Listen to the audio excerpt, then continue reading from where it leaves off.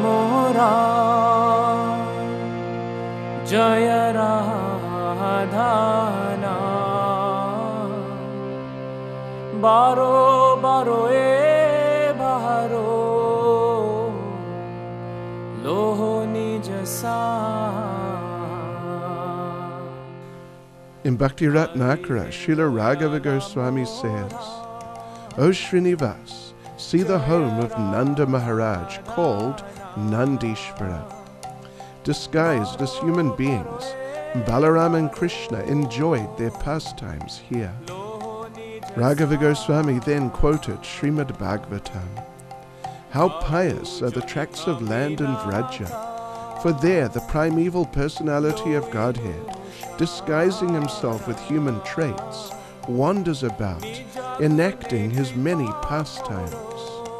Adorned with wonderfully variegated forest garlands, he whose feet are worshipped by Lord Shiva and Goddess Rama vibrates his flute as he tends the cows in the company of Balaram. At the beginning of creation, Lord Shiva approached Krishna and asked if he could have some service in Vraja. He said he would be willing to accept anything, even something insignificant, like being a grain of dust in the dam, so he might sometimes be fortunate enough to be stepped on by the Lord. But Krishna, being pleased by his humble mood, told him, "Don't worry, I'll give you a special service there. You can become the hill Nandishvara, and I will walk on your head every day." Srila Vishwanath Chakravarti Thakur calculates that Krishna lived in Gokula for 3 years and 4 months, and thus in that period he completed his Komar stage of childhood. In the period from then to the age of 6 years and 8 months, he lived in the area of the current-day Vrindavan town, and this constitutes his Poganda stage. Then, in the period from the age of 6 years and 8 months until he was 10 years and 7 months, he lived in Nandishvara, or Nandagrama, and this constitutes his Kishore stage. Finally, on the 11th lunar day of the dark fortnight of the month of Chaitra, he left Vrindavan and went to Mathura, throwing the bridge buses into a bottomless ocean of separation. Hare Krishna, Krishna Krishna, Hare Hare, Hare Rama, Hare Rama. Chaitanya Charitamrita describes that Sri Chaitanya Mahaprabhu climbed the hill at Nandagrama and then spoke to the people. He asked, "Are there any deities on top of this hill?" The local people replied, "There are deities on this hill, but they are located within a cave. There are a father and mother with well-built bodies, and between them is a very beautiful child who is curved in 3 places."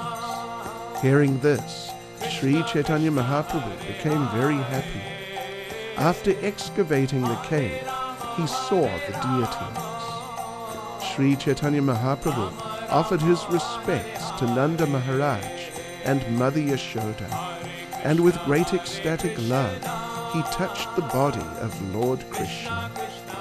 Hare Hare, Hare Rama, Hare Rama, Rama Rama, Hare Hare, Hare Krishna, Hare Krishna, Krishna Krishna, Hare Hare, Hare Rama, Hare Rama, Rama Rama, Hare Hare, Hare Krishna, Hare Krishna. Nandagram is the capital of Nanda Maharaj, and it is surrounded by many of Krishna's pastime places. Every day, Krishna would go out herding the cows with the cowherd boys and meeting with Srimati Radharani and the gopis. Sometimes it was very difficult due to the efforts of Abhimanyu and Jatila, Radharani's so-called husband and mother-in-law, But these pastimes were always going on under the shelter of Purnamasi, who is Yoga Maya in Vrindavan, and so they always came to a glorious conclusion. We'll now visit some of these places and hear some of the leelas that happened there, so please come with us.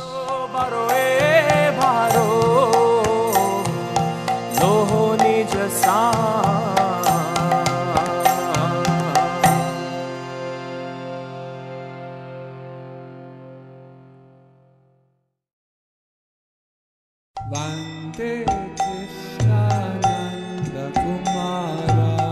Vande Krishna Nandakumara. Vande Krishna Nanda. First, we'll go up the hill and have darshan of the deities, and then we'll go onto the roof to look around the surrounding Vraj Mandala and point out some of the places surrounding Nandagram which we'll be visiting later. We approach from the eastern side, from the main road from Varshana, and pass through the town, seeing the local people at their daily activities. We find many people are on the way up the hill to the main temple of Krishna and Balaram.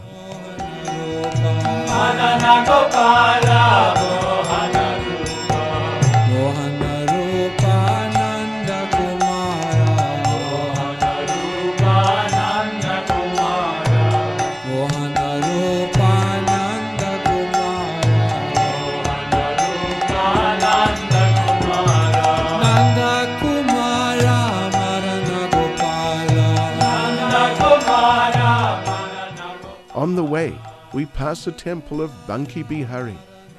Finally, we come to the main temple entrance and go up into the courtyard. We enter the temple room through the openings on the left and first see the paintings of the Lord's pastimes on the ceiling. We see the killing of Shakatasura, the cart demon, and Trinavarta, the whirlwind demon. Then we see the Damodar Leela, the killing of Vatsasura, who came in the form of a calf, the killing of Bakasura, who was in the form of a stork, the killing of Agasura, and then the Brahma Vimohana Leela, when Lord Brahma tried to steal the cowherd boys and calves. Then we see the Kaliya Damana Leela, the stealing of the gopis' clothes, and the lifting of Govardhan Hill. Finally, we see Lord Krishna leaving Vrindavan and killing Kamsa in Mathura. Now we go in to have darshan of the deities. On our right is Nanda Maharaj, and on our left is Mother Yashoda. In the center are Krishna and Balaram. Krishna is on our left. He's the younger brother, and we can see he is a little smaller than Lord Balaram.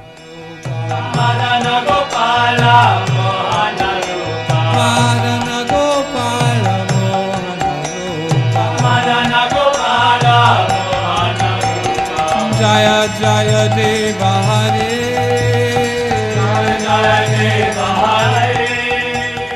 Nanda Maharaj is very happy that Krishna wants to carry on the family tradition of herding the cows.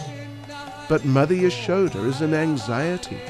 She's afraid that some demon may come and attack her transcendental son.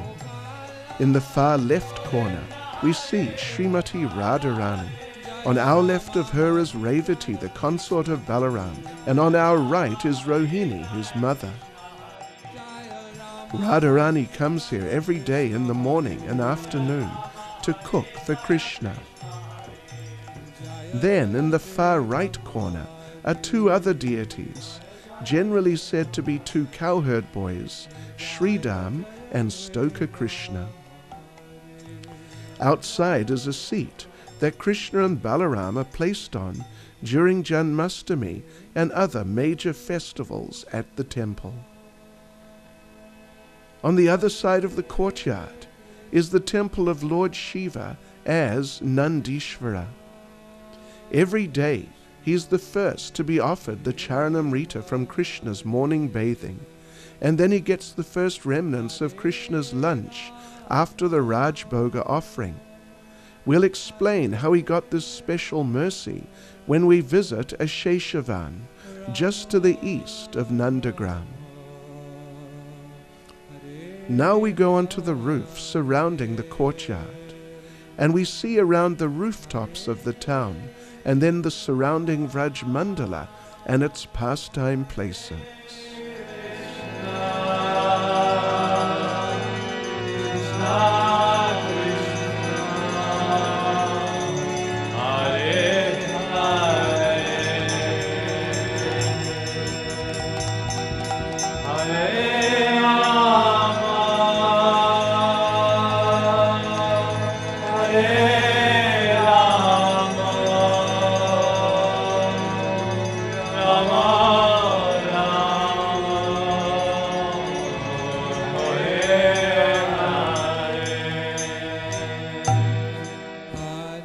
Here we see a map of the Nandagram area.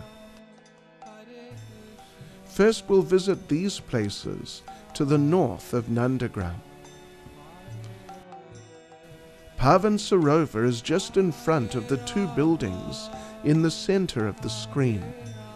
If we look carefully, we can see some of the water in front of this building. The two domes we see here close to the Kund are the Bhajan Kutir of Sanatan Goswami.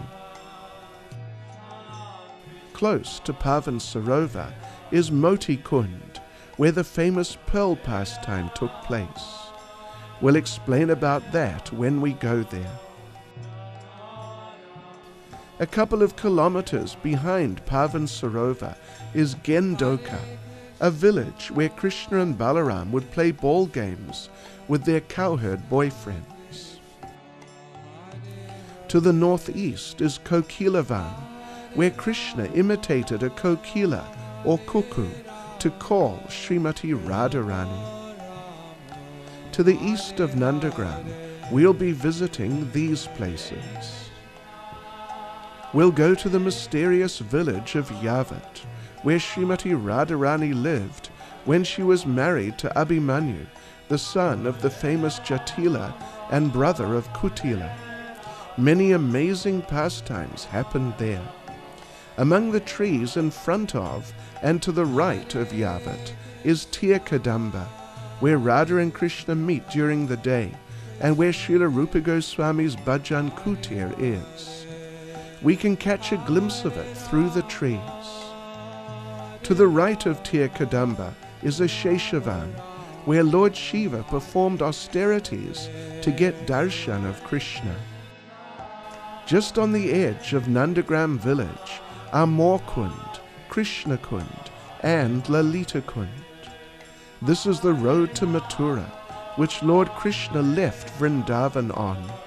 We'll follow it and visit some of the villages he stopped in and had pastimes in with the Brijbasis, who were overwhelmed in separation from him.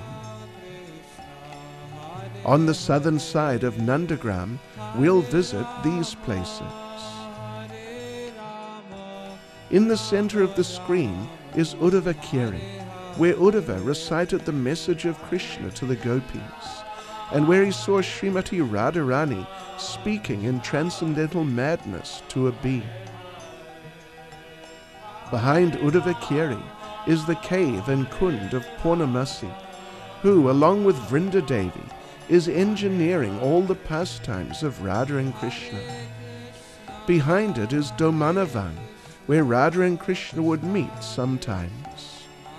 In the far distance, we see Sanket, where Radha and Krishna would meet after receiving signals from the gopis and Purnamasi.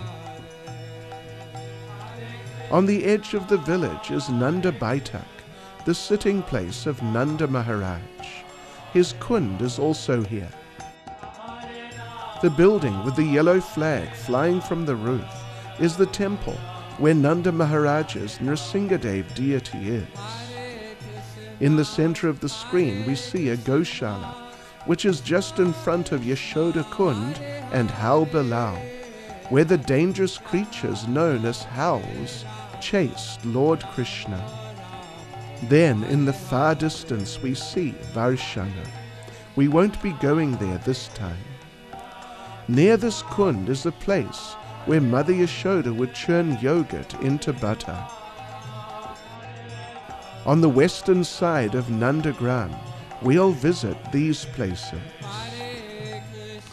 We'll go to Panihari Kund, where Krishna and Balaram brought the cows to drink water.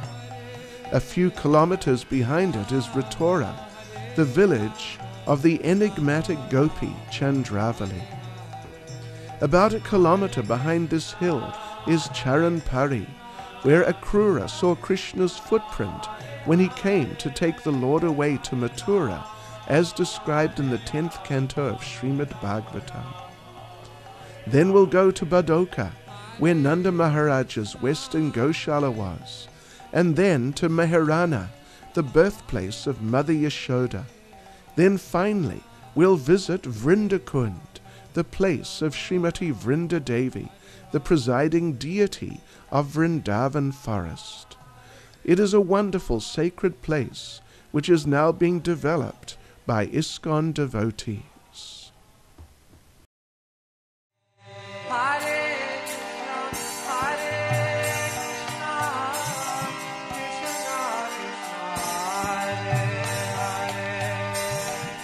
We begin our parikrama at Pavan Sarovar, which means the lake which purifies the heart. In Srila Raghunath Das Goswami's Vrajvilas Stava it is stated, on the pretext of going to fetch clear water, the lotus-eyed gopis again and again meet Krishna with great happiness and love at Pavan Sarovar.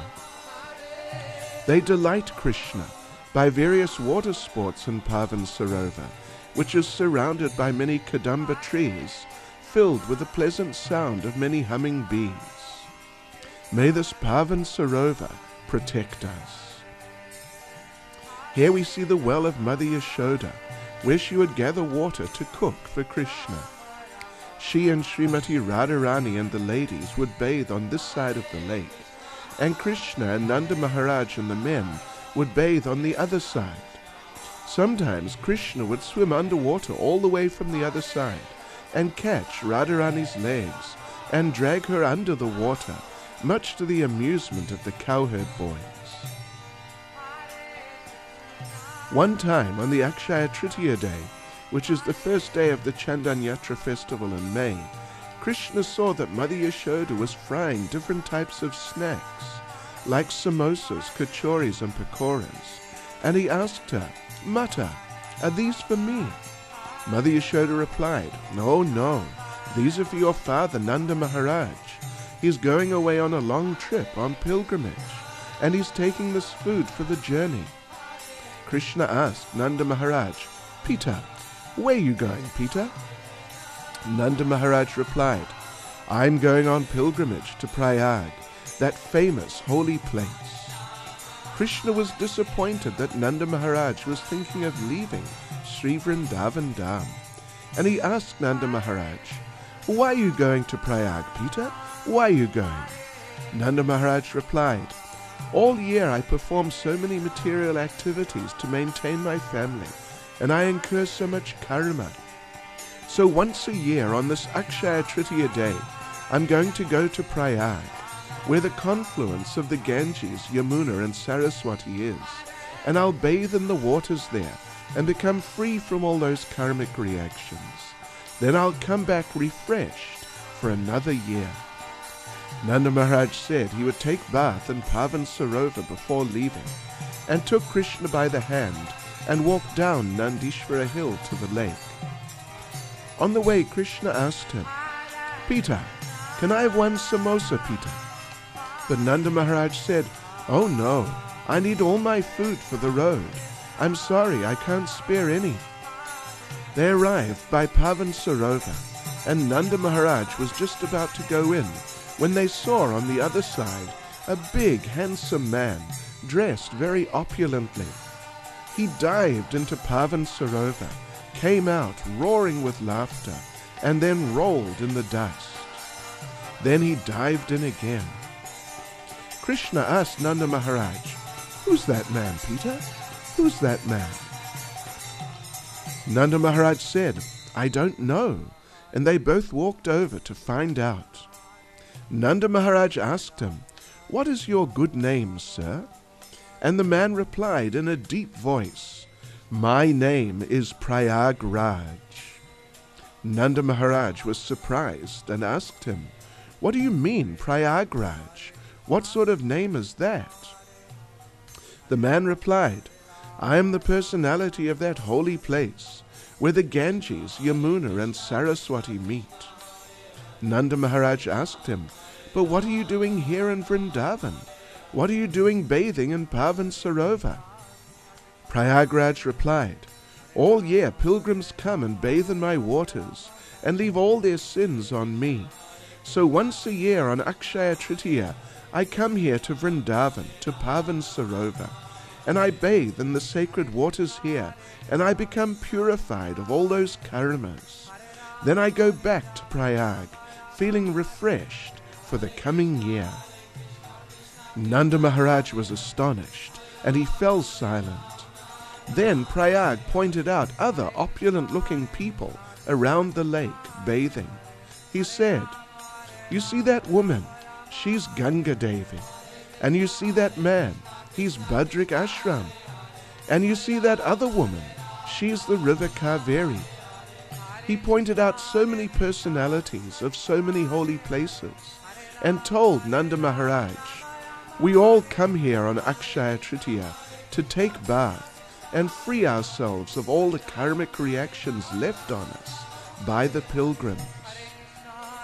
Nanda Maharaj took Krishna by the hand and said, Come with me.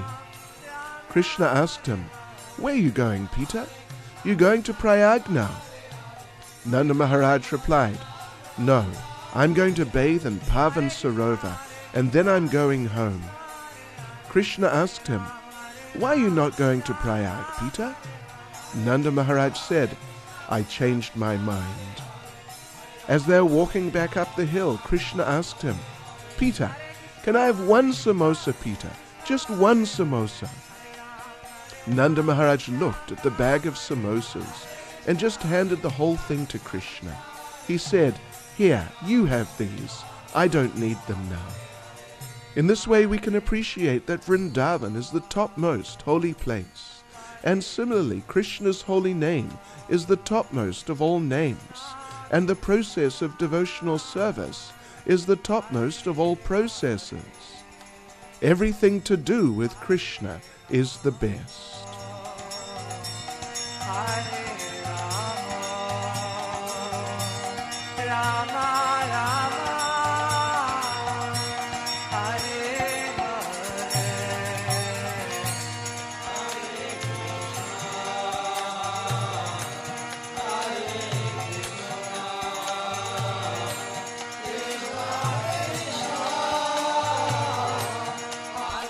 Just behind Pavan Sarovar is the Bhajan Kutir of Srila Sanatana Goswami. In Bhakti Ratnakara, Raghava Pandit tells Srinivas, Coming from Vrindavan to this secluded forest, Sanatana Goswami was overwhelmed in ecstatic love from always worshipping Lord Krishna. Sanatana lived as a recluse, making no endeavor for his food. No one knew that he was staying at this place. Krishna, in the guise of a cowherd boy, came happily before Sanatana with a pot of milk. Dressed as a cowherd boy with a turban on his head and the pot of milk in his hand, he spoke to Sanatana. You live in this secluded place, with no one knowing you're here. While I was tending the cows, I happened to see you. Please listen to me. Drink this milk without hesitation. Leave the empty pot and I'll return for it. If you stay here in a kutia, we'll all be very happy, but the bridge buses will be distressed seeing you living like this. Speaking these words, Gopal left, and the enchanted Sanatana drank the milk. Immediately after drinking it, he became agitated in ecstasy. Wet with his own tears, he lamented. The unseen Lord solaced Sanatana by having the Bridge Basis build him a bhajan kutia by Pavan Sarovar. Right next to Sanatan Goswami's bhajan kutia is the samadhi of one of Srila Prabhupada's godbrothers, Krishnadas Babaji Maharaj.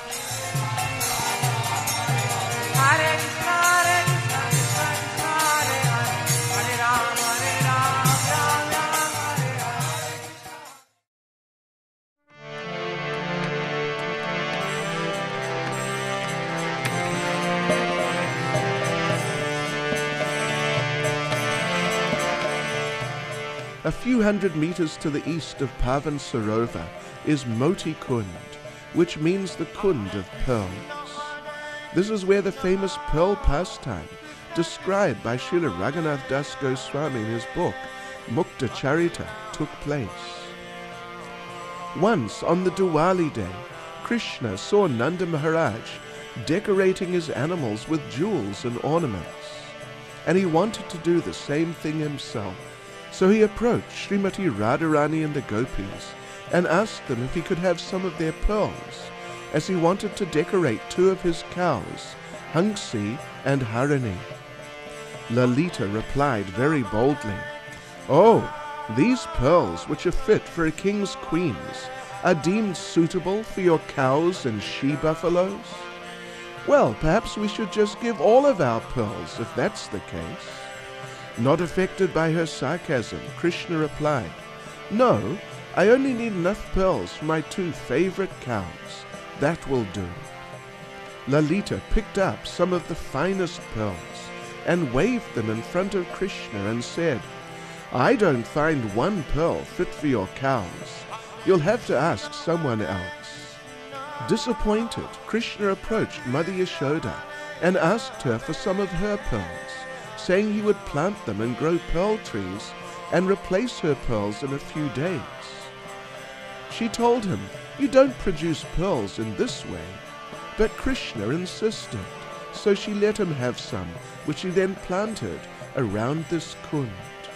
He then sent some of the cowherd boys to ask the gopis for some milk to water his pearls with, so they would grow. But Lalita sent back the message that the milk of their cows was not of sufficient quality to be suitable for his pearls. 4 days later, Krishna's pearls began to sprout to the amazement of everyone. In the space of a few more days, they produced pearl fruits which were amazingly beautiful, and flowers which produced a heavenly scent which drove the bees mad, pervading the whole of Gokula with their fragrant perfume. The gopis felt that if Krishna could grow pearl trees, they could certainly do so also. So they stole their mother's pearls and planted them around a kund at Davara, the village of Tungavidya. After a few days, they noticed some sprouts coming up. But then a few days later it became clear that these were actually thorn trees and were completely different from Krishna's pearl trees. Then their mothers realized that the gopis had stolen their pearls and demanded them back. And then Srimati Radharani and the gopis were forced to go to Krishna and beg him for some of his. After much laughing and joking about how the gopis couldn't compete with Krishna, he finally gave them some, and the situation was settled.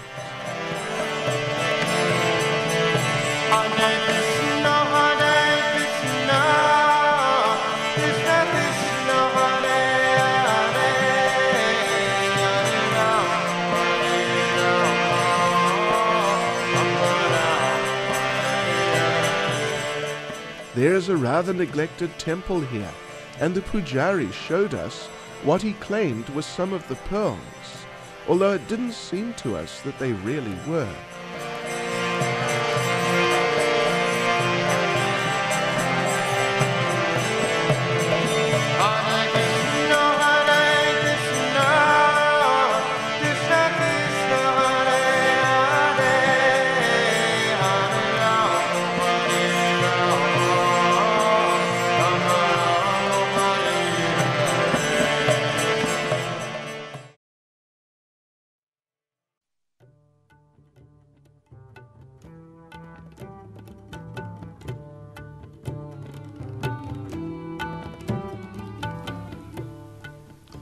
If one continues on the Motikund road for a few kilometers, one comes to Gendoka village, where Krishna and Balaram would play different sports with the cowherd boys, particularly ball games. This is Gendoka Kund, where a group of Ramananda Babajis, headed by Ram Lakshman Das, have their ashram. The Ramanandis are a sub-branch of the Sri Sampradaya.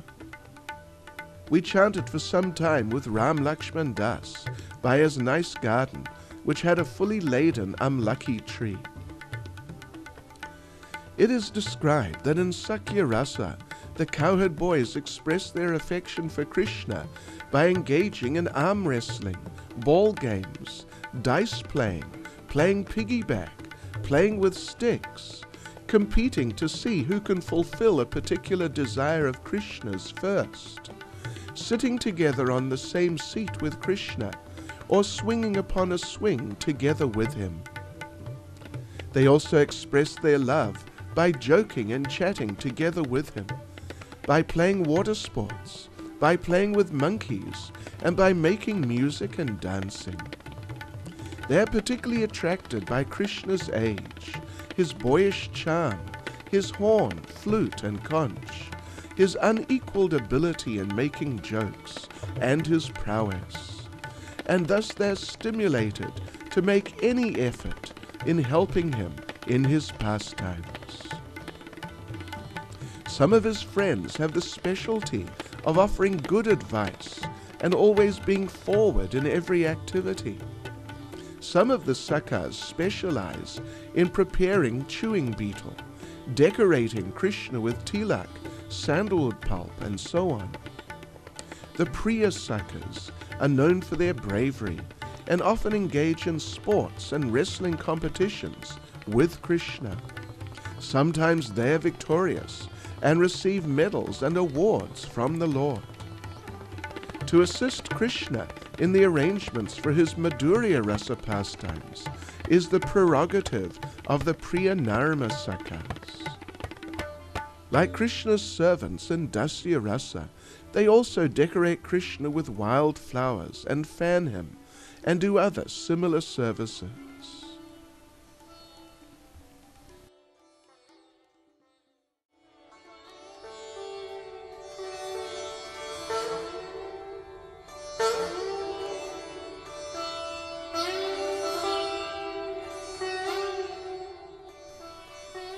The last place we'll visit on the northern side of Nandagram is Kokilavan.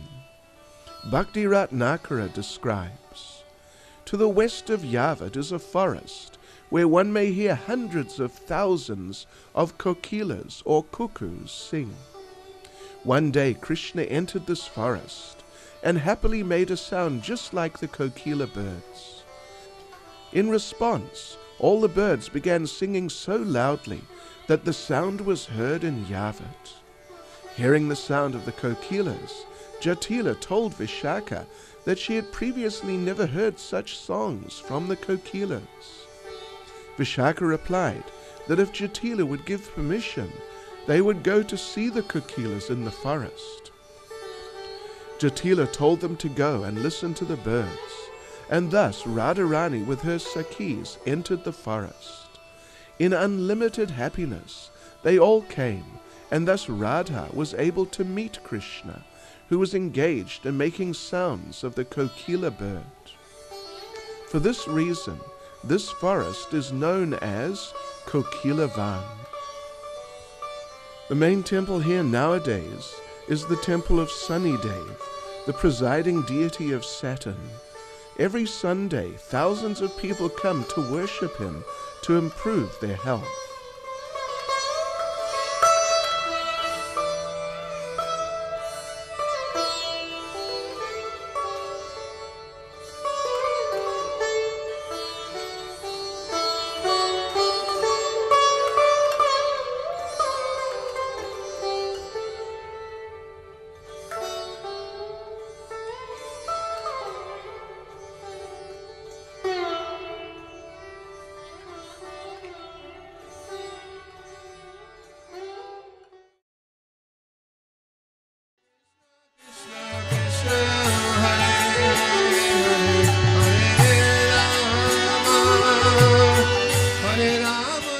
Now we come to the eastern side of Nandagram. The first place we'll visit here is Yavat, where Srimati Radharani lived when she was married. We drive into town on a typically bumpy, bridge-bussy road.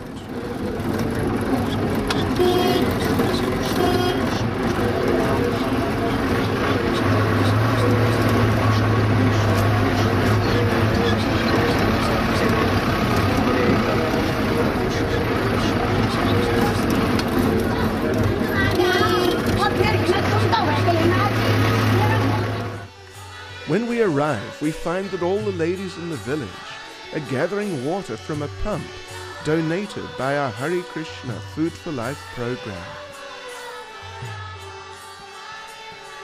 We then go up to the main temple on top of the hill, and there we have darshan of Sri Sri Radha Radhakanta.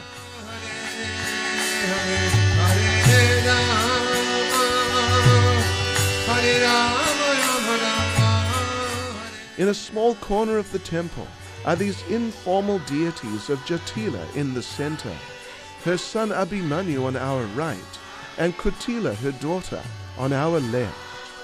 They're very mysterious devotees and are constantly thinking how to protect Radharani from Krishna. In this way, they're always trying to stop the divine couple meeting, and one might wonder what they're doing in the Vrindavan pastimes.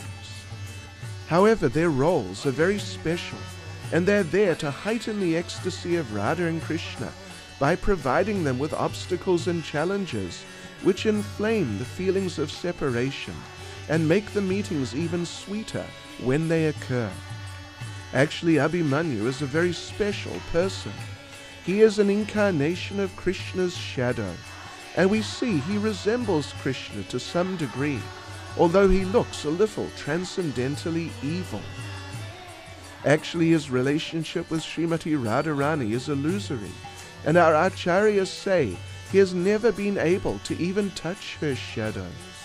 He's a stupid fellow and is completely incompatible with Radharani, whose sakhis are always making jokes about him. One time in the cold winter month of Magh, Kutila saw Srimati Radharani sneaking out of Yavat early in the morning with her girlfriends, and she stopped her and asked, "Where are you going?" Srimati Radharani replied indignantly, "I have taken a solemn religious vow to take my bath early in the morning every day this month in the Yamuna in order to benefit my dear respected husband Abhimanyu." All the gopis could barely restrain their laughter, and Kutila noticed this and immediately became suspicious. She ran over to Nandagram and found out that Krishna had also taken a religious vow to bathe in the Yamuna early in the morning for the whole month, despite the cold. Kutila realized it was a conspiracy. In those days, the Yamuna flowed close by, and Kutila went there to investigate. She was approaching the divine couple's meeting place when one of the gopis spotted her and warned them. Krishna immediately had to leave, and a moment later Kutila confronted Srimati Radharani.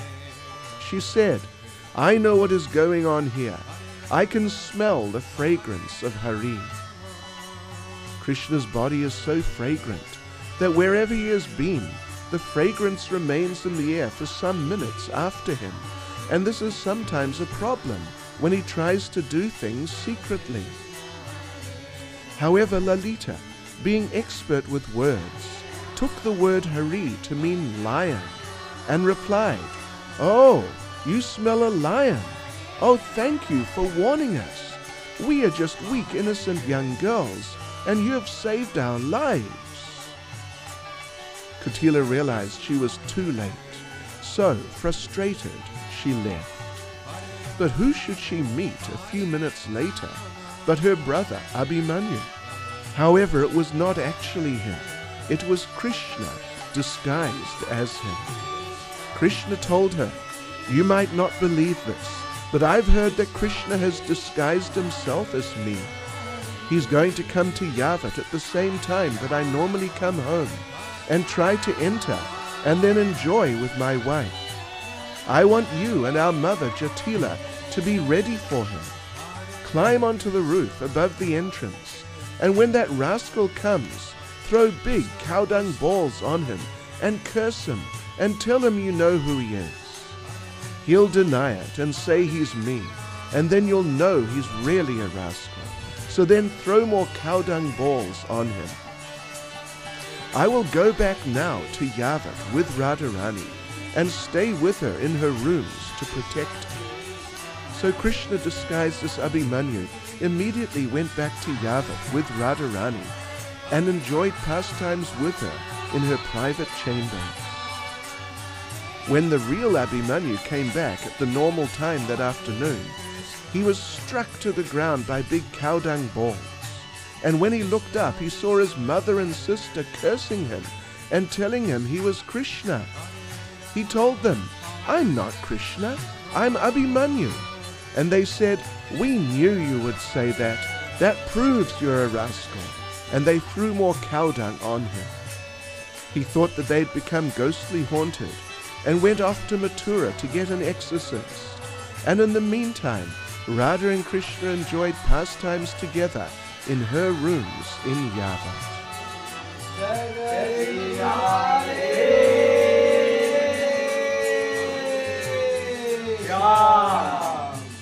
From the roof of the temple, we can see all the way to Nandagrama.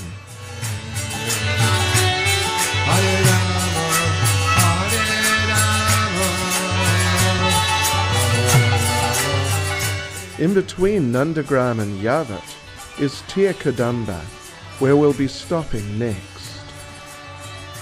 Nearby is Kishori Kund, named after Srimati Radharani. We go into the temple to have darshan of the deities. One time Jatila decided that she'd had enough of all the controversy and rumors surrounding her daughter-in-law, and so Radharani would never be allowed to leave the palace in Yavat again. When Srimati Radharani heard this, she fainted. But then Vishaka thought of a strategy. She ran to Jatila and told her, "Radharani has been bitten by a snake. We have to call a snake doctor immediately." Jatila panicked and ran and approached Gargi, the daughter of Garga Muni, who said that she couldn't help but that her little sister Vidyavali was visiting from Benares and that she was an expert in curing snake bites. When they located Vidyavali, Jatila saw she was a very beautiful and particularly dark-skinned young girl. Actually, she was Krishna in disguise. Jatila begged Vidyavali, "Please come and cure Srimati Radharani. I'll give you anything in payment." However, Vidyavali expressed grave concerns. She said, "I cannot walk through the fields of Vraja, as I've heard that there's one womanizer named Krishna who accosts the young girls here. And if something like that happened to me, my reputation would be ruined. So I don't think I can come." Jatila pleaded with her that she had to come. Vidyavali eventually agreed, and they went to the palace in Yavat, and she inspected Srimati Radharani. She told Jatila, "Everyone will have to wait outside. My treatment has to be done in complete secrecy. Otherwise, it will not work." So then Krishna, disguised as the female snake doctor, locked the door from the inside and had wonderful pastimes with Srimati Radharani while Jatila waited outside. After some time, Jatila called out, "What's happening? Is she all right?" Krishna then imitated the voice of a snake and hissed that, "I am the snake of Lord Shiva, and I have come to kill you." Jatila replied, "Why did you bite my daughter-in-law then? Why not just bite me?" The snake replied, "If I bit you, you would suffer for some minutes and then die. But when your daughter-in-law dies, you'll suffer for the rest of your life." Jatila asked, "What have I done to offend you?" And the snake said, "You have offended Krishna. who is the lord of my lord, Shiva. He said, "You have been spreading rumors that Krishna has an illicit connection with your daughter-in-law Radharani, and you've been stopping her from cooking for Krishna.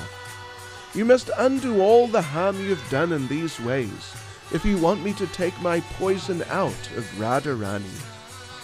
Jatila called out to Vidyavali, "Oh Vidyavali, I hold on to your feet. Please pacify the king of snakes somehow or other.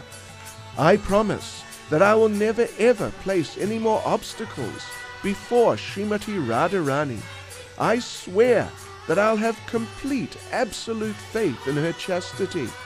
I will personally see to it that she goes to Nandagrama every day just to cook Sri Krishna's meals. On one side, my intelligence has become dull due to my becoming senile in my old age, and on the other side, I'm known to be quite crazy anyway. Therefore, please don't take my offenses seriously." A few minutes later, Vidyavali opened the door and presented Srimati Radharani before everyone, completely healthy and happy. Jatila was so overjoyed that she ordered Radharani, "Decorate Vidyavali with your own jewelry to repay her and give her a big hug." Srimati Radharani then thought, "This Vrajaraj Kishore, my most beloved, more dear than even millions of hearts, is now enjoying with me just to see lights, without the slightest opposition at all, right in front of my mother-in-law and sister-in-law, and my wicked in-laws, who are usually my most formidable enemies, have today fallen down at the feet of my Pranakanta, the lover of my life. They have enthusiastically brought him right into my very own rooms, and have induced him to meet and enjoy me, thus fulfilling all my most cherished dreams. May I remain fixed up in unalloyed devotion unto the divine lotus feet of such a mother-in-law and sister-in-law."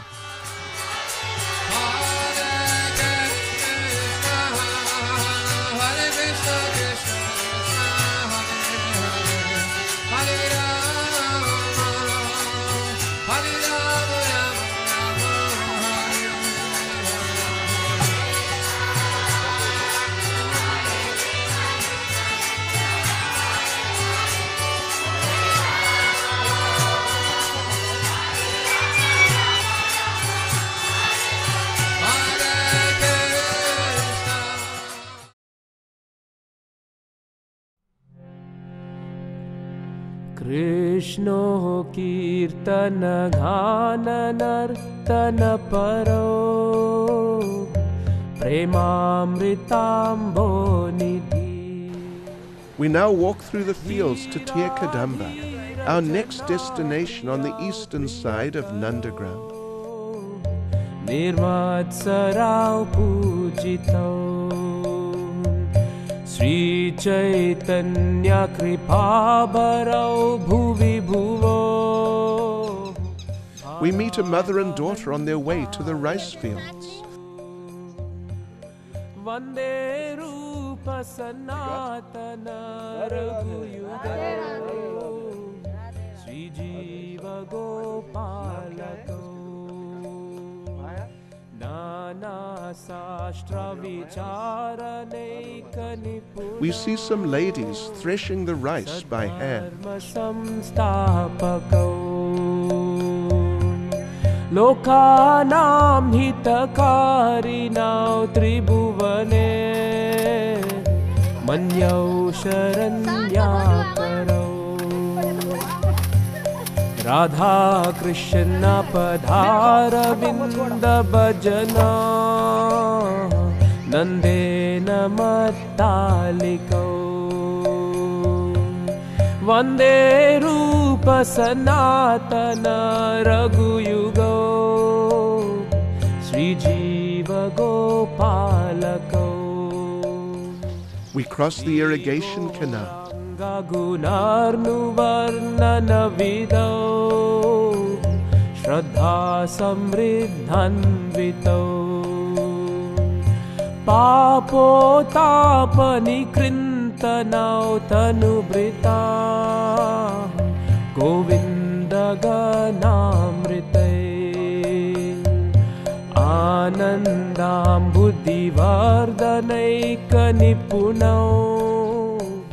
In the distance we see Tirkadamba. To the left is a Sheshavan. We'll go there after Tirkadamba.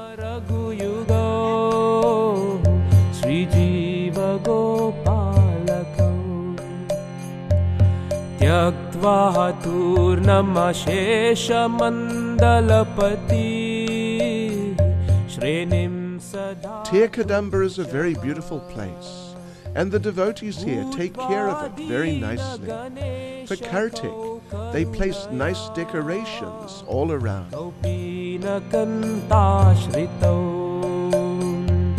Gopi bhavara samrida bilarahi kailola magnau muhu. Here we see a painting of what happens here every evening. Krishna comes to Tirkadamba just before returning to Nandagrama for his evening meal, and he calls for all the cows. He knows each cow personally, and sometimes calls for them by name, and calls for the different groups, like the white cows, brown cows, and grey cows, and they all moo in response. We go into Srila Rupa Goswami's Bhajan Kutia. On the altar we see a picture of a famous pastime of his, which occurred here. It was the birthday of his brother, Srila Sanatan Goswami. And Rupa was thinking how nice it would be to prepare some nice sweet rice for him and offer it to him on this day. At that time he was sitting under a kadamba tree writing, when a young girl suddenly appeared out of the forest and offered him the ingredients for making sweet rice. She told him there had been a wedding in the village, and that these things were left over, and the elders had told her to take them and give them to some Babaji in the forest. She left the things there and disappeared as suddenly as she had appeared. Srila Rupa Goswami then made some sweet rice and took it to Sanatan, who was living by Pavan Sarovar. Sanatan tasted it and became stunned in ecstasy. He asked Rupa, "Where did you get this?" And Rupa explained about the young girl. Sanatan said, "There was no wedding in the village. That was Srimati Radharani who brought these things. You've made me accept service from her." Then they both sat together and took the remnants of that sweet rice, while their tears of ecstasy dripped into it. Srila Rupa Goswami lived here for some years and wrote many of his transcendental literatures here, including parts of Lalita Madhava. It is described that when he would write of Radha and Krishna being separated, he would cry, reflecting that elevated spiritual mood, and the trees would cry also, dropping their flowers and leaves into the waters of the Kund. Then, when he would write of Radha and Krishna meeting again, the trees would manifest new flowers and leaves, reflecting that joyful, transcendental emotion.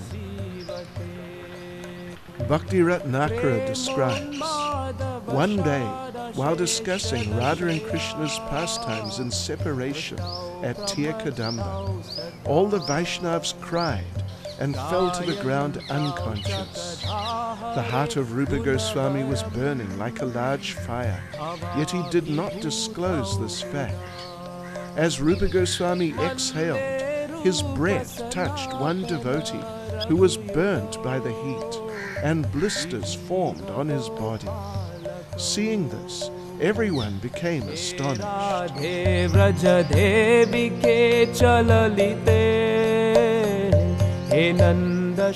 The old Kadamba tree known as Tirkadamba used to grow here, and the devotees have built seats for the divine couple in this place. When Krishna goes out with the cowherd boys every morning, he often leaves them after a while when they're near Tirkadamba, and comes here to meet Srimati Radharani as she walks back to Yavat after cooking his breakfast. Some of the boisterous young boys wonder what he's doing, leaving them to meet some girls. You can't have fun with girls, they say. Girls can't run fast, and they cry too easily. What's the point of associating with girls? But some of the older boys, like Subal and Sridhar, know the wonderful nature of Radha and Krishna's conjugal relationship, and they assist them in their pastimes here at Tirkadamba. Sri Jiva Gopalako, Sri Jiva Gopalako.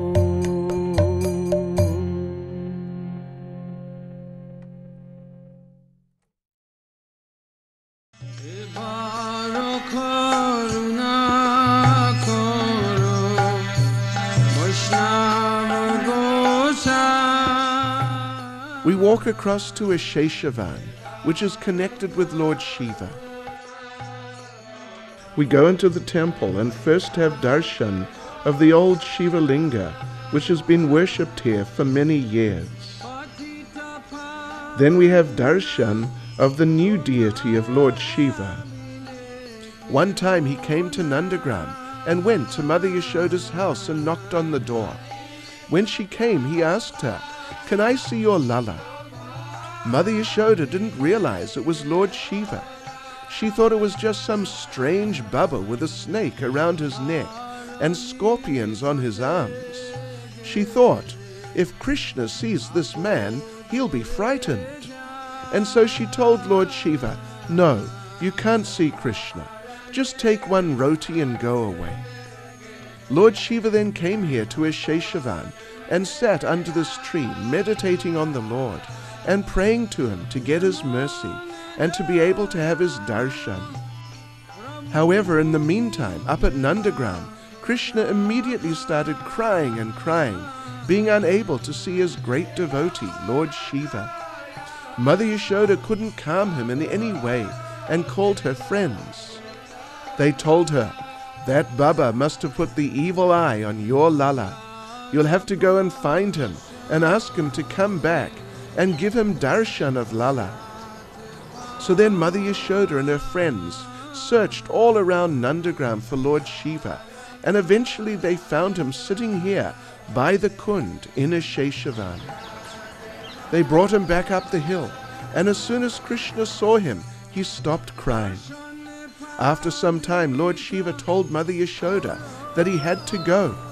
But as soon as he walked out the door, Krishna started crying again, and Mother Yashoda had to bring Lord Shiva back. Again he tried to leave, and again Krishna cried. Finally, Mother Yashoda told Lord Shiva, "You have to stay here. You can't go. If you go, my Lala is just going to cry and cry, so you have to stay." Then Lord Shiva made a deal with her. He said, "I'll expand myself and stay here, on the condition that in the morning I'm the first one to get the Charanamrita from Krishna's bath, and at midday I must be the first person to get the remnants of Krishna's lunch." So even today, Lord Shiva is here on top of the hill at the Nandagram temple as Nandishvara Mahadev, and every morning and lunchtime he gets these things. Outside we see the pujari preparing an offering for Lord Shiva. Unfortunately, his standards are not so strict though, which is not unusual for Shivites.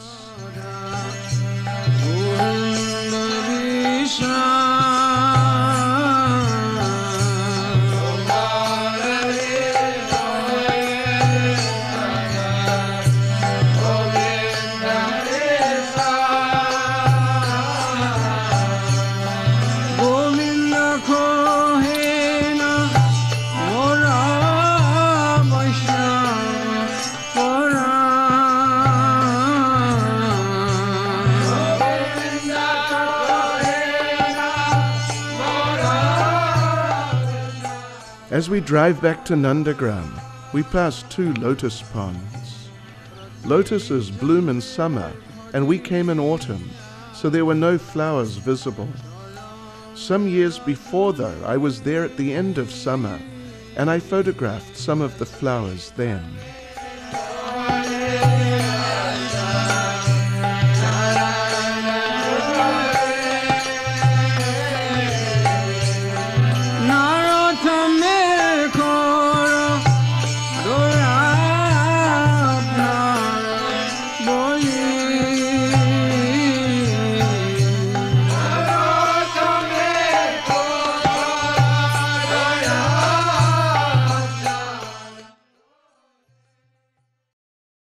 Yashomati Nandana Vrajabara Nagara Gokula Ranja Kana.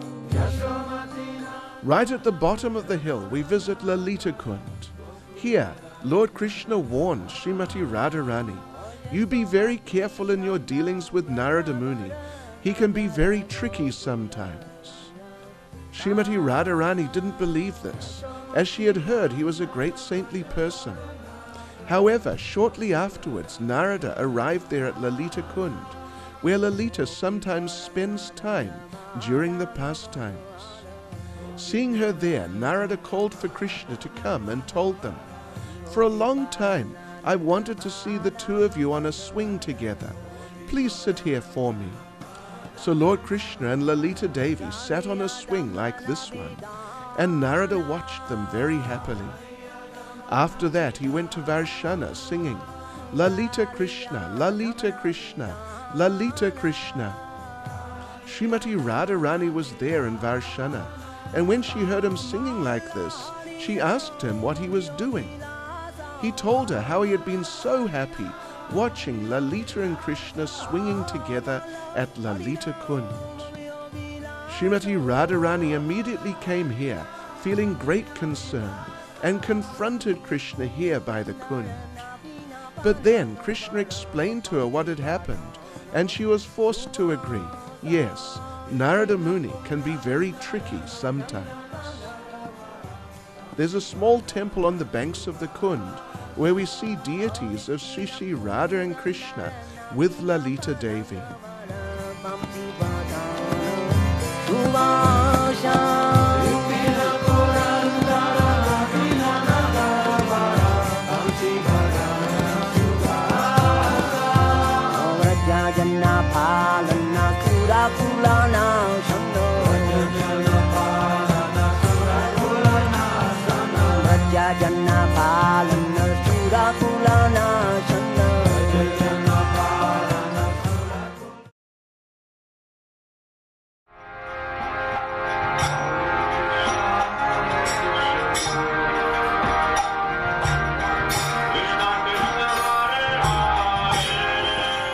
The road to Mathura runs right next to Lalita Kund. It was this road that Akrura took Krishna out of Vrindavan on, causing great devastation among the Brijbasis. In Brihad Bhagavatamrita, Srila Sanatana Goswami describes what happened after Krishna was handed over to Akrura. He says, placing blades of grass between his teeth, Akrura bowed to the gopis one by one. He appealed to them to allow Krishna to go, as he was the only one who could free Vasudeva and Devaki from Kamsa. He said, "O goddesses, Krishna's poor parents who are imprisoned by Kamsa should be rescued." The gopis scornfully replied, Oh, thief, liar, follower of Kamsa! Who are these parents of he who was the son of Nanda and Yashoda? Don't kill Gokula village.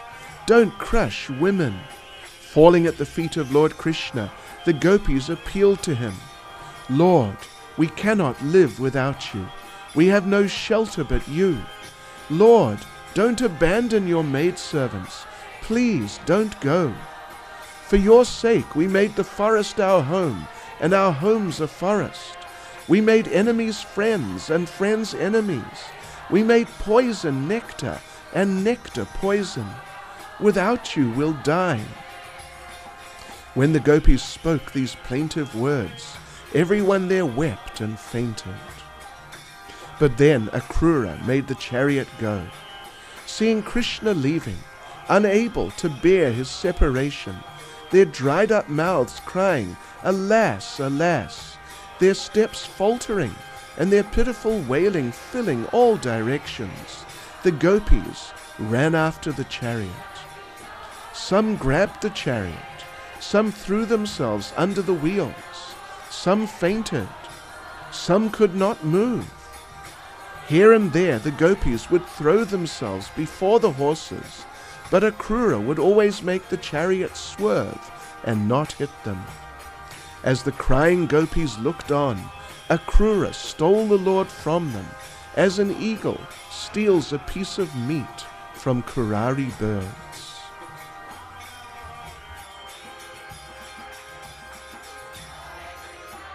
There are a number of villages along the route that Krishna took when leaving Vrindavan. The first is named Bijvari, and it is about 2 kilometers away from Nandagrama. There's a small temple here by the Kund, and we have darshan of the deities.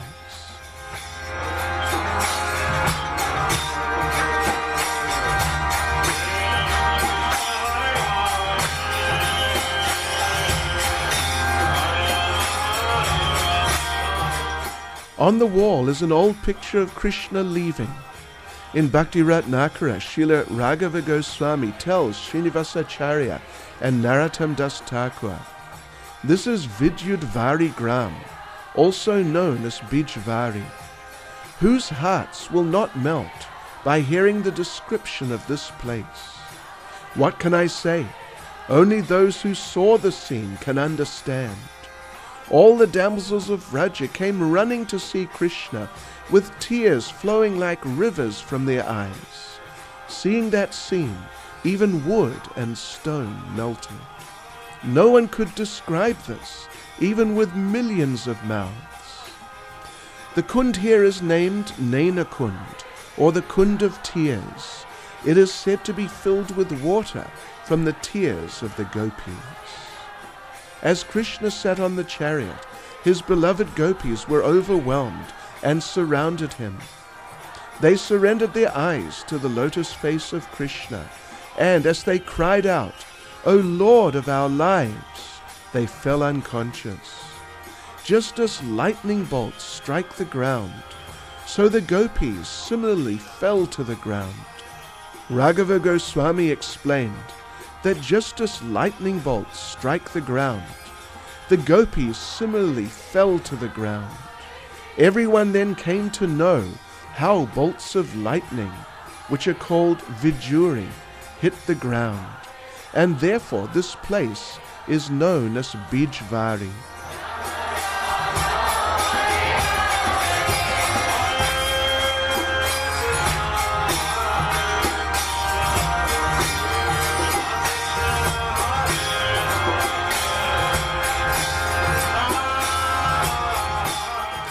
From here, Krishna went across to Siha, south of Varshana. Raghava Goswami tells Srinivas and Narottam, nearby Parasho is a town called Shigram. Let me describe briefly how it was named. Krishna became impatient here, seeing the condition of the gopis, and he told them again and again that he would return quickly from Mathura. Shi comes from Shigra, which means quickly, and therefore this village is now called Shigram. Krishna Chandra then left for Mathura in the chariot, while the gopis without Krishna were left as if dead. The tears of innumerable gopis mixed with the anjana from their eyes and flowed down their chests to the ground. The combined tears formed a river, which everyone said looked just like the Yamuna.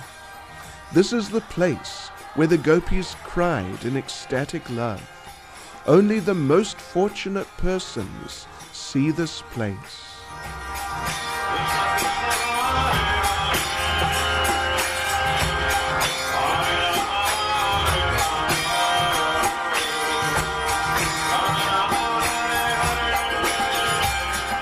From Siha, Krishna next stopped in Paraso.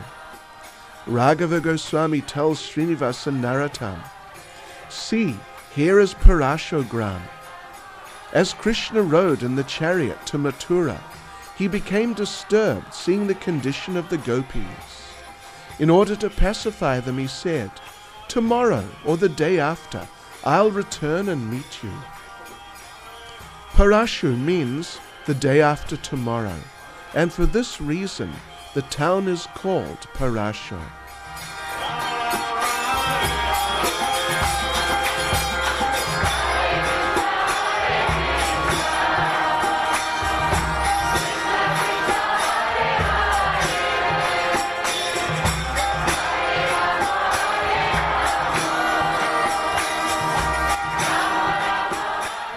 The people in these villages know the histories behind them, but nowadays their lives are going on in typical Brijbasi fashion.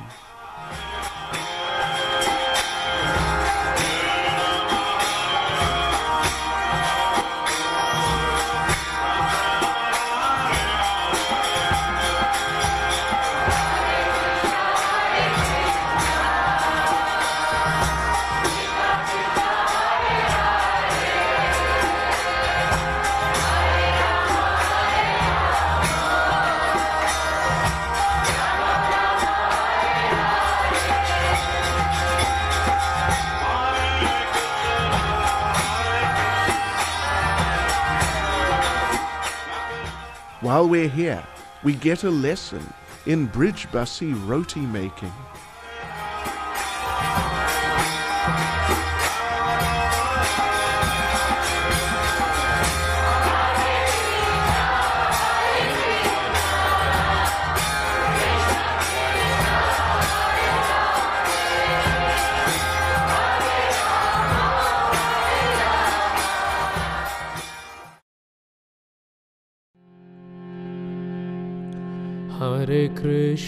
Hare Krishna, Krishna Krishna, Hare Hare.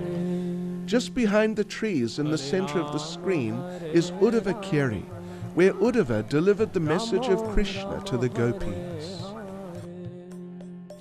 It used to be a very desolate place, visited by no one, but recently someone has been trying to develop it.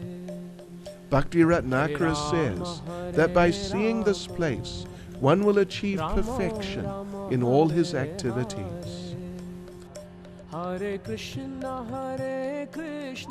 Krishna gave Uddhava a message for Srimati Radharani.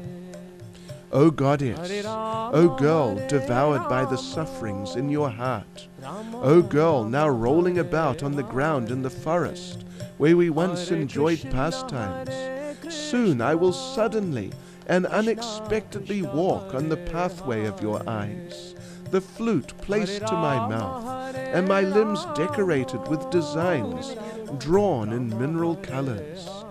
With waves of bliss, I will wash away all your sufferings. In this secluded place, I will make you bloom with happiness. On the altar here at Uddhava Keri is this nice painting of Uddhava reciting Krishna's message to Radharani and the gopis, and seeing how they become overwhelmed and bewildered by remembering him. As Uddhava recited this message, he noticed Srimati Radharani talking to a bee, thinking it was a messenger from Krishna. She said, "O honeybee, O friend of a cheetah, don't touch my feet with your whiskers, which are smeared with the kumkum that rubbed onto Krishna's garland when it was crushed by the breasts of a rival lover. Let Krishna satisfy the women of Mathura. One who sends a messenger like you will certainly be ridiculed in the Yadu's assembly." Then the bee disappeared, and Uddhava saw Srimati Radharani become anxious, thinking that it would tell Krishna she had been criticizing him. When the bee reappeared, Radharani spoke to it very nicely, hoping it would give Krishna a good report about her. She said, "O friend of my dear one, has my beloved sent you here again? I should honor you, friend, so please choose whatever boon you wish. But why have you come back here to take us to him, whose conjugal love is so difficult to give up? After all, gentle bee, his consort is the goddess Shri, and she is always with him, staying upon his chest." Hearing all this, Uddhava became amazed and prayed, "The gopis of Vrindavan have given up the association of their husbands, sons, and other family members who are very difficult to give up, and they've forsaken the path of chastity to take shelter of the lotus feet of Mukunda, Krishna. which one should search for by Vedic knowledge. Oh, let me be fortunate enough to be one of the bushes, creepers or herbs in Vrindavan, because the gopis trample them and bless them with the dust of their lotus feet. Krishna Krishna Hare Hare Hare Ramo Hare Ramo Ramo Ramo Hare Hare Hari Hari Bifale Janama Gona. Just to the south of Udavakiri is Purnamasi's cave and Kund. She lives here and with Vrindadevi manages the pastimes of Vraja. The entrance to her cave is inside this building, but unfortunately it was closed when we visited. Purnamasi is a disciple of Narada Muni, and she is the mother of Sandipani Muni, Krishna and Balaram's guru. Madhu Mangal, Krishna's funny Brahmin friend, is the son of Sandipani Muni, so Purnamasi is his grandmother. She is also the grandmother of Nandi Mukhi. Srila Rupa Goswami describes, full of transcendental opulences, Purnamasi Devi is the incarnation of the Lord's Yoga Maya potency. She makes the arrangements for Lord Krishna's pastimes to be properly performed. She is slightly tall in stature and has a fair complexion. Her hair is the color of kasha flowers, and she wears red garments. She is greatly respected by Nanda Maharaj and all the other residents of Vrajabhumi. She was the dear student of Devarshi Narada, and on his advice, she left her favorite son, Sandipani Muni, in Avantipur and came to Gokula, impelled by great love for her worshipable Lord Krishna. In Vrajvilas Stava, Srila Raghunath Das Goswami prays, I worship the most fortunate Purnamasi, who bestows all auspiciousness. She very expertly arranges the meetings of Sri Sri Radha and Krishna, and therefore she is worshipable by all. She repeatedly enjoys nectarian bliss by organizing the separation and reunion pastimes of Radha and Madhava. Nowadays, nobody comes here, so it is a very peaceful place, ideal for chanting and remembering Purnamasi and Krishna. Toma bina ke ache amara Manusya janama paya Radha Krishna na bhajiya Janiya suniya. Just to the south of Purnamasi's place is Domanavan. Madhana Hari Nama Sankirtana Ratina Janmi Lokene. There is an old temple here, run by this devotee named Vishwanath Das. Here, two gopis named Rimki and Jimki would make different arrangements for Sri Sri Radha and Krishna to meet, and therefore it is named Domanavan, the place of the two minds. Samsara bishanale dibanishi hiya jwale juraite na koi nu paay juraite na koi nu paay manusya janama paya Radha Krishna. Behind the temple is this nice kund. This is a nice place for chanting and bhajan, as very few people come here. Manusya janama paya Radha Krishna na bhajiya Janiya suniya Vishakainu Janiya suniya Vishakainu Janiya suniya Vishakainu. Hari Hari Bifale Janama Gona.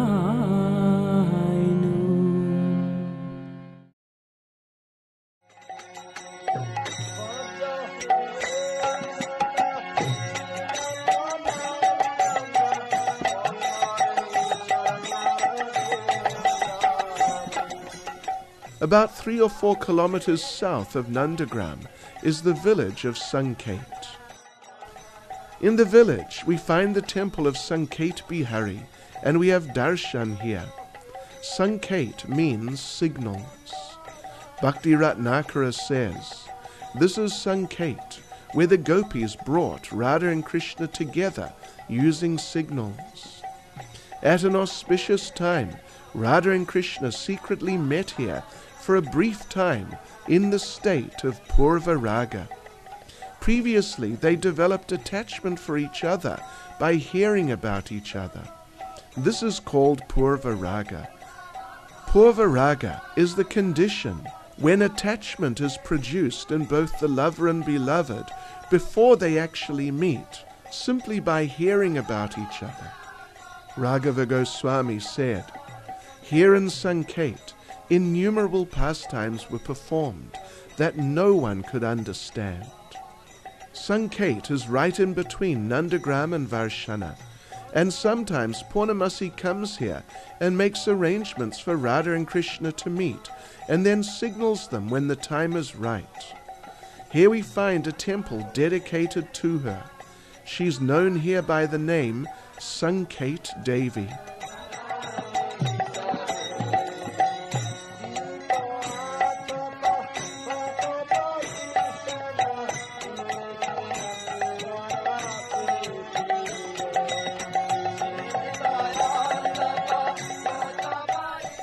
Next to the temple is the Bhajan Kutir of Gopal Bhatta Goswami. The 6 Goswamis would stay in these places, which are connected with the most intimate pastimes of the divine couple.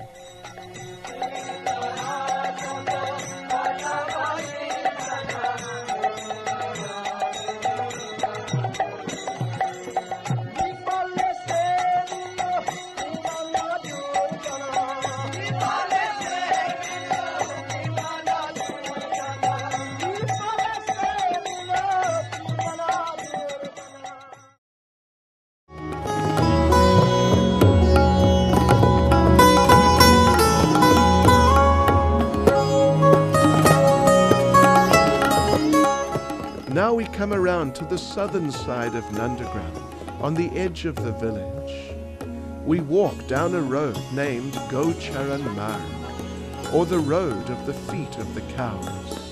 Here we find Nanda Baitak, the sitting place of Nanda Maharaj, where he and Upananda, his older brother, would conduct all their meetings as the leaders of the cowherd community of Vraja, sorting out whatever difficulties would arise in their kingdom.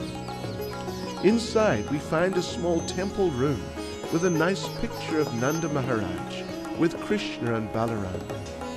Dina Bandhu Prabhu explains.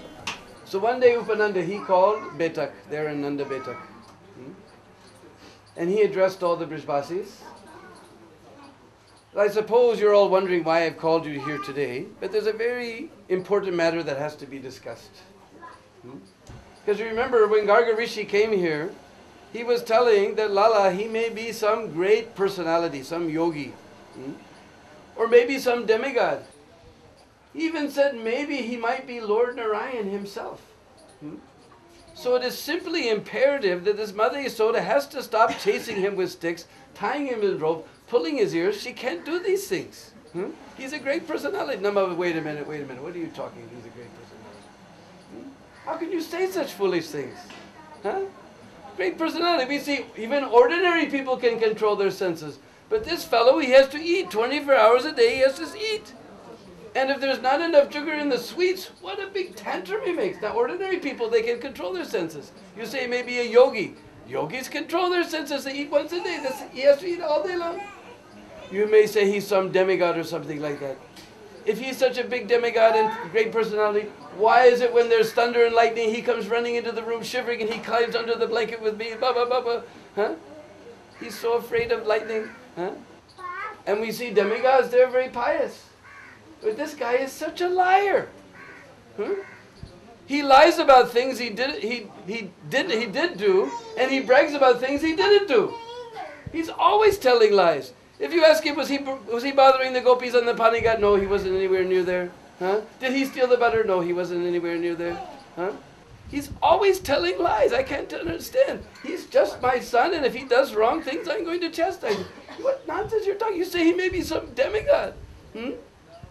But how can you say this? It's just ridiculous. Nandagrama, he got into thinking about all of Krishna's pastimes. He started laughing. Oh, he's such a liar. And all the Brajavasis thinking about all the pastimes they have with Nandalal, they also began to laugh. They were laughing so hard they could hardly breathe. And everybody was just thinking about all the pastimes of Nandalal. And they forgot why they called the meeting. They were only thinking of the pastimes of Krishna, and that's the only reason to call meetings, so that we can remember the pastimes of Krishna.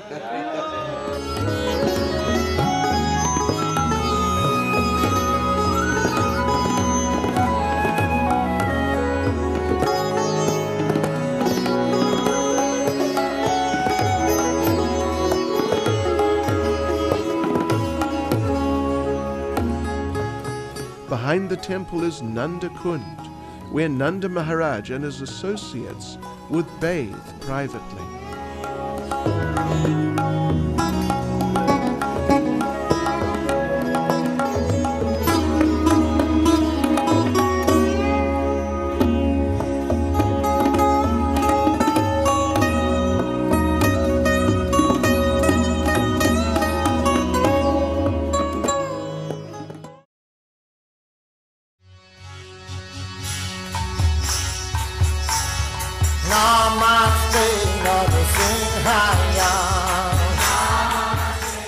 A few hundred meters in front of Nanda Baitak is a temple in which we find the original Nrsingadev deity worshipped by Nanda Maharaj. In the center is Lord Nrsingadev.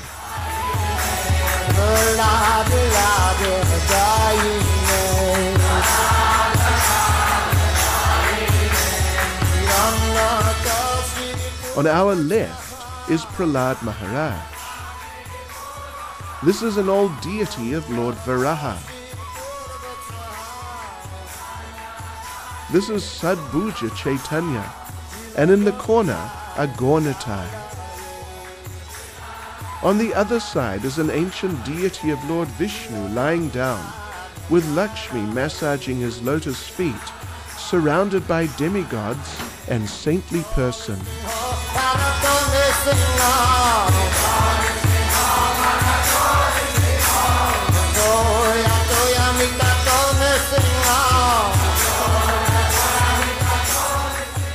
From here we walk through Nandagrama village as Brijvasi life goes on around us.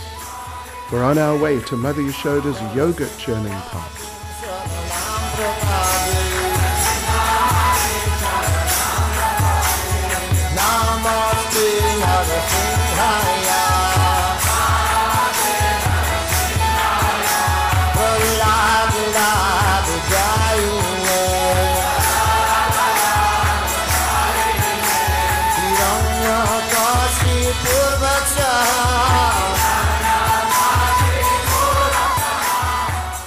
If you want to become popular in a Brijvasi village, just set up a video camera on the street anywhere. These boys jostle for position in the front line.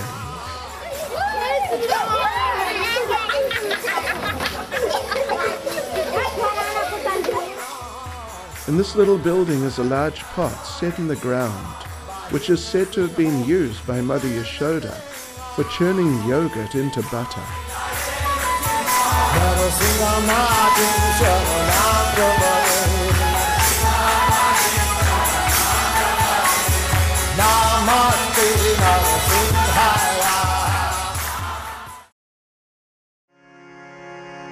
Hari Harai Nama Krishna Jadavaya Namaha Jadavaya Madhavaya Keshavaya Namaha. From the top we saw this Goshal on the southern side of the village.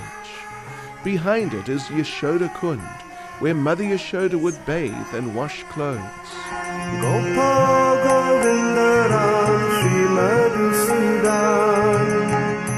There's a small ashram here with a well-known ISKCON picture of her with her beloved Krishna on the altar. This is where the how pastime took place. One time Krishna was being very naughty, and Mother Yashoda was finding it extremely difficult to control him, so she thought of a special plan. She told Krishna, "You should be very careful. If you're naughty, the howl will get you." Krishna looked at her astonished and said, "The what? The howl? What's a howl? I never heard of a howl." Mother Yashoda said, "Oh yes, you must be careful. He has big teeth and 3 eyes, and he loves eating naughty little boys." Krishna was then good for the next 20 minutes. After a while he started becoming naughty again, and Mother Yashoda reminded him, "Watch out, the howl will get you. He has big claws and long hair, and he loves eating naughty little boys." Again Krishna became good, and after a few minutes he went outside. Suddenly Krishna came running back to Mother Yashoda. "Mata, the howl's coming!" Mother Yashoda was very surprised and thought, "The howl? There's no howl. What's he talking about?" And she felt bad that she had frightened Krishna. She told him, "Don't worry, there's no howl really. It's all right." But Krishna insisted, "No, there is a howl. He's coming right now." Mother Yashoda looked up, and sure enough, 5 howls came charging around the corner towards her. She called out, "Krishna, help!" Suddenly, Nandishvara Shiva appeared and turned the howls into stone. Afterwards, Mother Yashoda was bewildered. "What's going on here? I just made up the howl. There is no howl. And then suddenly there is a howl." But Krishna said to himself, "If my mata says there's a howl, then there's a howl. Whatever my mata says is right." The howls are still there at Howl Bilal, just through the trees on the side of the Kund. These photos were taken some years ago, but since then, unfortunately, someone has stolen 3 of them. So now there are only 2 left.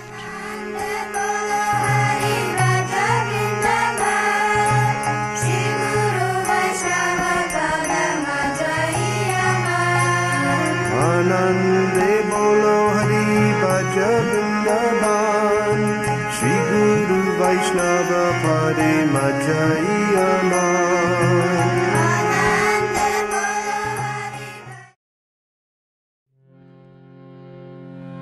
Hare Krishna, Hare Krishna,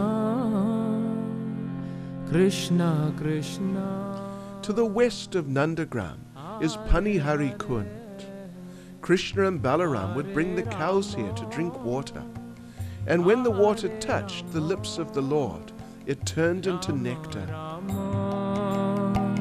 Hare Hare, Hare Krishna, Hare Krishna, Krishna Krishna, Hare Hare, Hare Rama, Hare Rama, Rama Rama, Hare Hare, Hare Krishna, Hare Krishna, Krishna Krishna.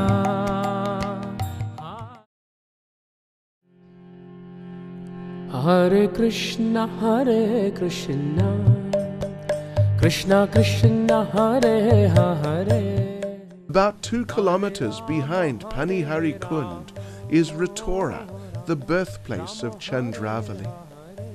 Here we find a nice kund, at the back of which is a temple dedicated to her and Krishna.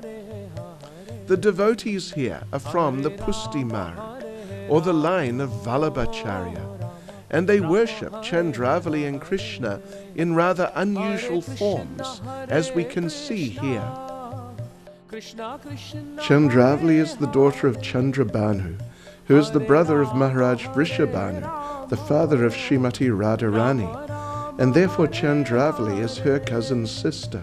Srila Rupa Goswami gives a very vivid description of how, after Krishna left Vrindavan, Chandravali left also and went to stay with King Bhishmaka, the father of Rukmi. After that, by the influence of Yoga Maya, everyone forgot she'd ever been in Vrindavan and assumed that she'd always been Bhishmaka's daughter, Rukmini. But when she heard about Krishna from Narada Muni, her natural love for him was reawakened.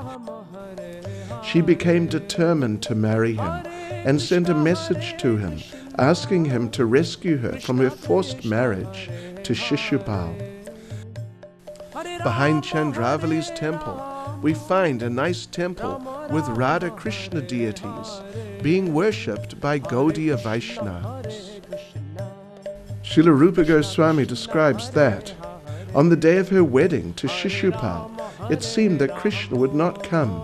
So when Chandravali, as Rukmini, went to the temple of Durga before the marriage ceremony, she resolved to throw herself in the sacrificial fire there. She prayed, "O fire god, please take this person whose only shelter is Krishna to the 2 lotus feet of Krishna, who is more handsome than millions of cupids. I pray that birth after birth my eyes may attain Krishna's lotus face, filled with the honey of his gentle smile, and decorated with the beauty of his graceful, shark-shaped earrings." Then she called out, "O my sister Radha, when will I ever see you again?" As she was about to throw herself into the fire, Krishna grabbed her from behind and stole her away, as described in Srimad Bhagavatam. Hare Krishna, Krishna Krishna Hare Hare, Hare Rama,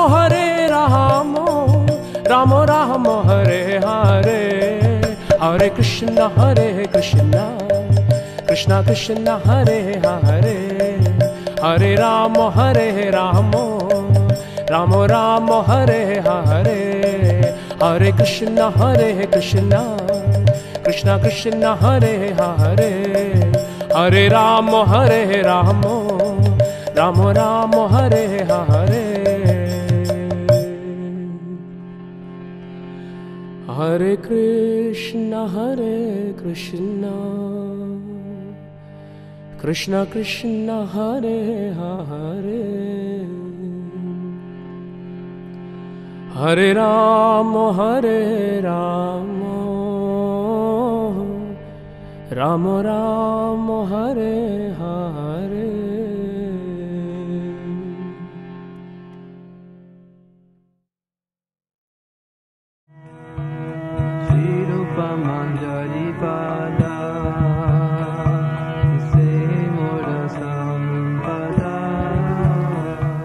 Behind the hill, not so far from Vrindakund, we find Charanpari, where Akrura is said to have seen Krishna's footprint when he was coming to take Krishna out of Vrindavan.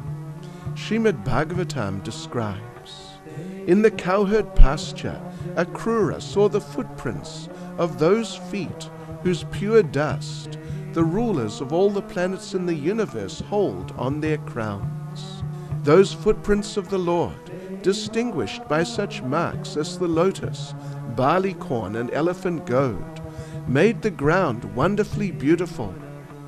Increasingly agitated by ecstasy at seeing the Lord's footprints, his bodily hairs standing on end because of his pure love, and his eyes filled with tears, Akrura jumped down from his chariot and began rolling about among those footprints, exclaiming, 'Ah, this is the dust from my master's feet.'"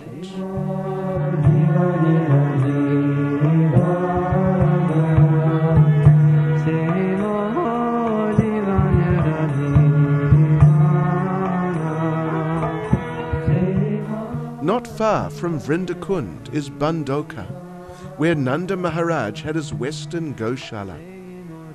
We arrive early in the morning and visit the small Radha Krishna temple there on the banks of this Kund.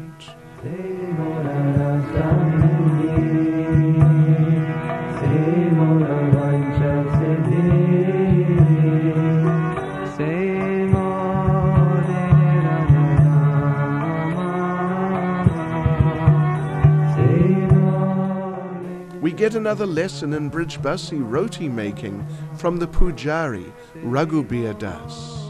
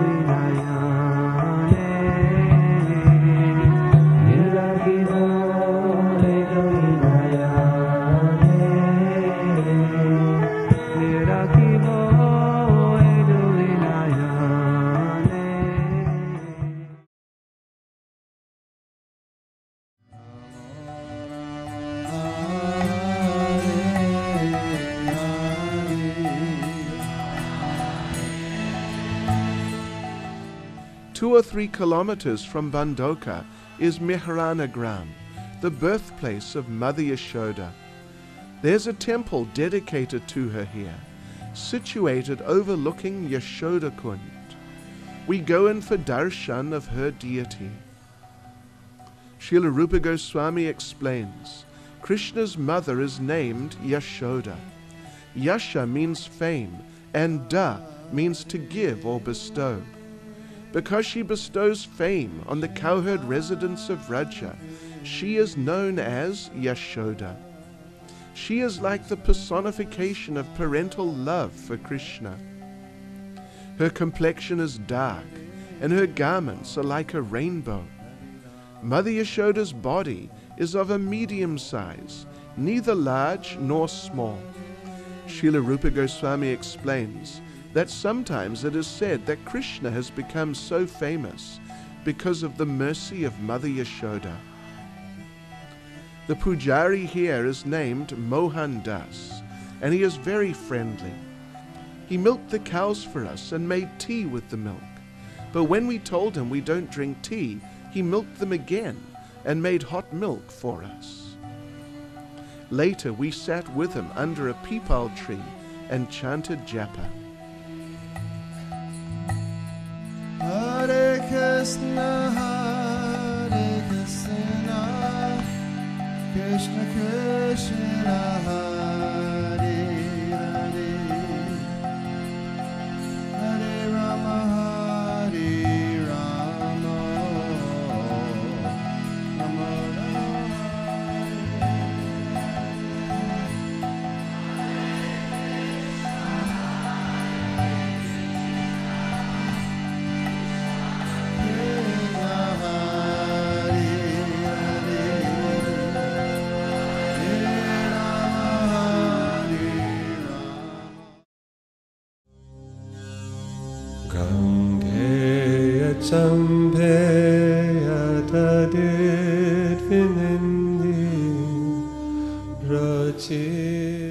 Our final stop is Vrindakund, the place of Srimati Vrinda Devi, the presiding deity of Vrindavan forest.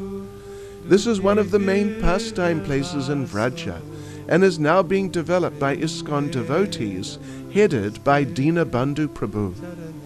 He explains how Radha and Krishna meet here. On the western side of Nandagrama, beautiful garden is there. Let us go and see it. So she comes by different path. And Nandalala, he comes by this path. And he gets here first. And Radharani and Lalita Visakha, all the Sakhis are coming. Then Radharani suddenly, she catches sight of Shyamsundar. And she puts her hand on Lalita's shoulder to steady herself. She's unsteady now. So, oh Lalite, what did I see? It looks like a fresh monsoon cloud with a constant flow of lightning. And this monsoon cloud not only has a rainbow above it, it has a rainbow below it, upside down. And Lalite, these beautiful white birds are flying across the front of this black monsoon cloud. Oh Lalite, what am I seeing? And Lalita says, hey Radhe, that is not a black cloud. That is you're seeing the chest of your Shyamsundar. That constant flow of lightning, that is his beautiful pitambar. You say yellow, we say pitambar dhoti. That rainbow above his head, above that cloud, that is his peacock feather. That rainbow below is his beautiful Vaijanti mala, Vanamala. Those birds you see flying across the front of that black cloud, that is his pearl necklace dancing on his chest. That is your own Priya Shyamsundar. So then Radharani, she steadies herself, she comes here, then beautiful lotus flower appears. And the golden corolla of that lotus flower, golden throne appears. And Radha and Krishna, they sit on this beautiful golden throne. And on the 8 petals, the Astasakhi sit. Then another 8 petals come, the Astamanjari sit. Then another 16 petals come and more Sakhis and Manjaris sit. Then 32 petals, then 64, then 128, then 256, then 512, and after a while there's megabytes and megabytes of gopis and manjaris sitting there enjoying this beautiful scene of Radha and Krishna meeting. This we call Yog Pit, where only the most confidential Sakhis and manjaris are allowed to come. We call Yog Pit. So this is the Prata Kalin Yog Pit. Prata Kalin means morning, or sometimes we say Pratam. This is the first Yog Pit of Braj, 3 Yog Pits in Braj. 1 is here, and 2 is Vrindavan. Just near Radha Govinda temple in Vrindavan is other Yog Pit. Madhya Kalin, you know Madhya, midday, and Shayan, you know last Artik, Shayan Artik. So evening Yog Pit is there in Vrindavan. But the first Yog Pit, every Baba in Braj is meditating on this place first thing in the morning. This is the first. There's another reason why this is a very important place. We told those who came in the morning, first thing, this is Brindadevi's place, where all the Leelas are planned out. This is the Braj Leela Planning Commission. This is the Braj Leela Planning Commission. That one reason is important. Other reason, this is the first Yoga Pit of Braj. So this is a very, very special place, this Vrindavan. Vrindadevi is responsible for making the forest arrangements in Radha and Krishna's pastimes. If Radharani is wearing white, sometimes Vrindadevi makes the whole forest white.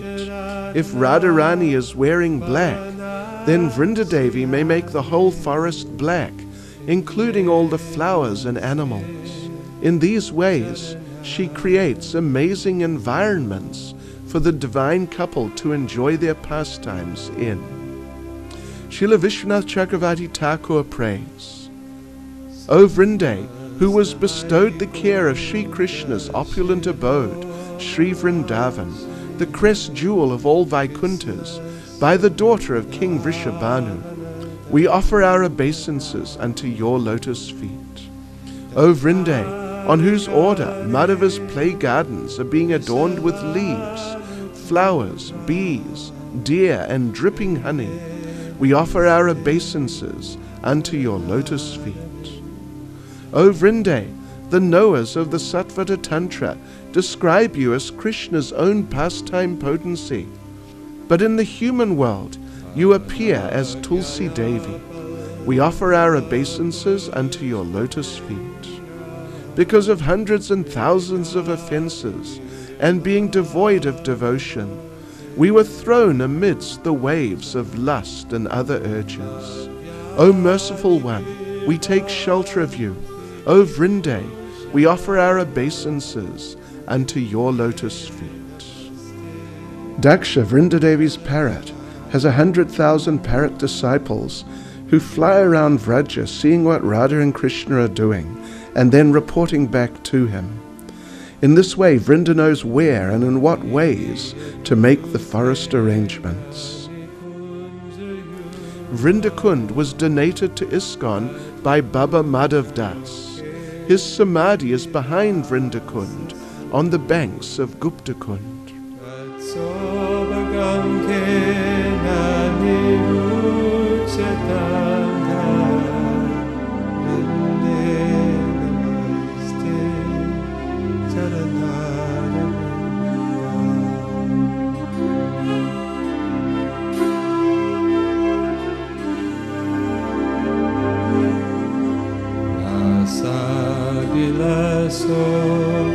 Vasatishta Vrinda Vane Tvarisham Grisarotsa Seva Lavyacha Pumsa Kripayata Vaiva Vrinde Namaste Charanaravinda.